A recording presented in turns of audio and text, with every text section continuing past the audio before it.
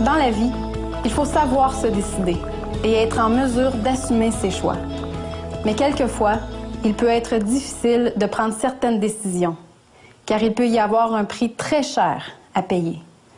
Dans le prochain témoignage, il s'agit d'un couple dont la vie a été transformée par une décision qui n'a pas été des plus faciles. J'ai été élevé dans une famille catholique et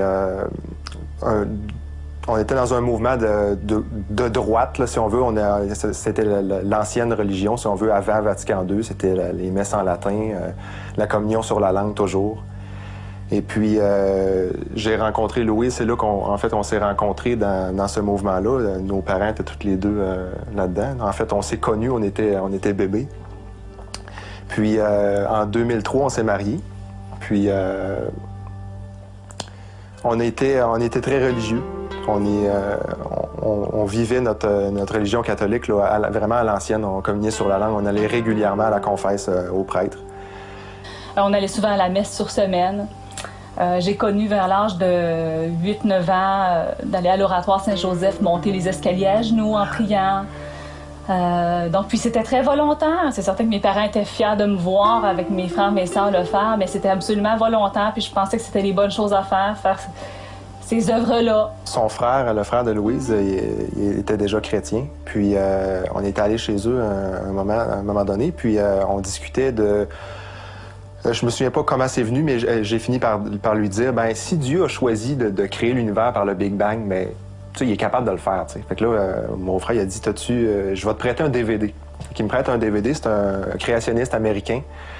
Puis c'est environ 8 heures de séminaire. Puis moi, j'ai vraiment accroché là-dessus parce que je suis un gars très logique, tu sais, je vais vraiment par la logique. Puis quand j'ai écouté ça, je l'ai écouté plusieurs fois, puis j'ai vu tout de suite, j'ai dit, la Bible est vraie.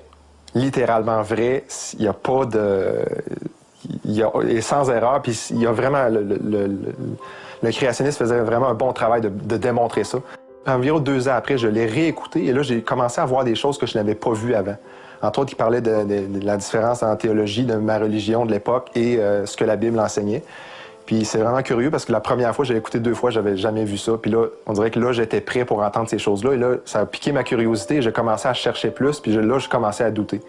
Quand il m'avait parlé de ses doutes sur la religion catholique par rapport à la Bible, moi, en ce même temps-là, je vivais quelque chose de difficile, des peurs puis de l'angoisse. Et ce que j'ai fait, j'ai voulu appeler ma belle-sœur, qui est la femme donc de mon frère qui lui avait prêté le DVD.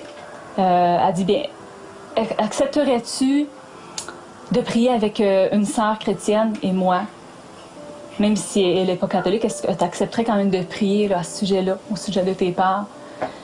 Là, je dis, oui, j'accepterais. On décide, on prend rendez-vous, donc on y va, on s'en va avec, on avait Alice dans ce temps-là, puis on s'en va à Saint-Hyacinthe prier. Et là, à ce moment-là, bien, elles ont ouvert la parole et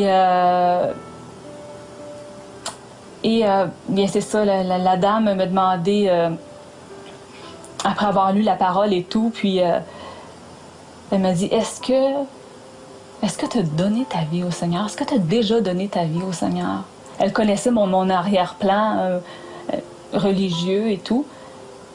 Puis, j'ai réfléchi comme jamais j'avais réfléchi à cette question-là. C'était quoi cette question-là? J'étais dans la bonne religion. Comment je pouvais avoir pensé à cette question-là?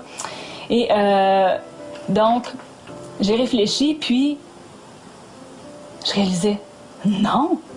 Est-ce que j'ai un pas à faire? Donc, je réalisais à ce moment-là que... Une décision. Il y avait une décision vraiment que je devais prendre. C'était pas parce que je suis née catholique ou que je suis née baptiste ou quoi que ce soit que tu es sauvé par défaut. Non, tu as une décision à prendre. Et là, je le réalisais comme jamais j'avais réalisé ça. Moi, la religieuse qui était vue comme un peu le modèle dans ma famille aussi, mes cousines, mes sœurs et tout. Je réalisais que j'étais rien, j'étais que poussière et que ça me prenait Jésus. Et donc, à ce moment-là, j'ai tout de suite acquiescé, j'ai tout de suite donné ma vie au Seigneur. Oui, je veux suivre. Avec eux? Là, j'étais convaincue tellement, j'ai tout de suite donné ma vie au Seigneur. Quand on est revenu dans l'auto après, là, elle m'a raconté ce qui s'était passé. Puis on avait la ferme conviction que non, on reste catholique, là, on va continuer à aller à l'Église catholique, on va lire notre Bible, puis on sait qu'on est sauvé par grâce, puis mais c'est ça, puis mais c'est comme l'eau et l'huile, ça se mélangeait pas, là, on pouvait pas, tu sais, un moment donné, on a dit non, la Bible n'était pas compatible avec la religion que j'avais avant ou avec ce que je croyais avant, fait que c'est comme non, fallait qu'on fasse un choix. C'est vraiment un choix. On va d'un côté ou de l'autre. On peut pas garder le meilleur des deux mondes. Puis on peut pas s'arrêter parce que c'est sûr que, étant donné notre arrière-plan, on savait qu'on allait faire un raz-de-marée dans nos familles, dans nos deux familles. Là, on savait ce que ça allait faire. Fait que c'est sûr que ça, c'est pas une décision à prendre à la légère. Là. Quand on a dit OK, on fait vraiment ce choix-là, c'est la Bible, puis c'est pas la religion. Fait que je pense que c'est vraiment à ce moment-là que j'ai réalisé là, que Christ est mort pour mes péchés. Je peux pas rien faire de plus, je peux pas en faire un certain pourcentage. Je crois que tout ce qui est écrit dans la parole de Dieu, dans la Bible, c'est vrai. Jésus nous a dit que si on croyait en lui, si on croit que son sacrifice à mort à la croix nous sauve, nous lave de nos péchés, qu'on ne peut pas mériter le ciel de nos propres œuvres, on est sauvé. Donc, t'es sauvé. Sans condition autre que de croire à ce sacrifice-là, ce sacrifice parfait. Oui, donc, sauvé avec, au ciel. Oui, avec assurance, et c'est sans prétention, je ne le mérite pas, c'est parce que Jésus a voulu me faire cette grâce-là. Souvent, c'est une chose qu'on se fait reprocher. Quand on dit qu'on a l'assurance du salut, on se fait reprocher d'être des gens meilleurs que les autres, mais pourtant, c'est pas ça. C'est pas parce que moi, je suis meilleur qu'un autre que je suis sauvé, que je vais être en présence de Christ pour l'éternité. C'est parce que lui a fait quelque chose pour moi.